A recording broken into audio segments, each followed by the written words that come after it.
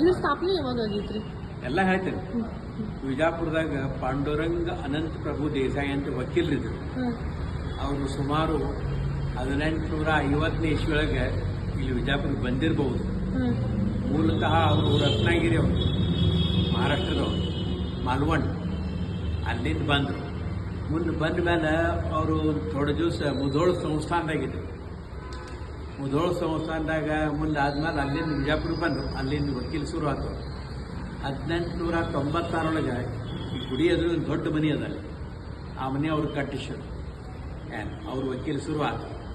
ಮುಂದೆ ಈ ದೇವಸ್ಥಾನ ಏನಪ್ಪ ಅಂದ್ರೆ ತಮ್ಮ ತಾಯಿ ಇಚ್ಛಾನುಸಾರ 1909ರಿಂದ 1915 6 ವರ್ಷ ಸತತ ಪರಿಶ್ರಮ ಮಾಡಿ ಗುಡಿ ಕಟ್ಟಿಸಿದ್ರು.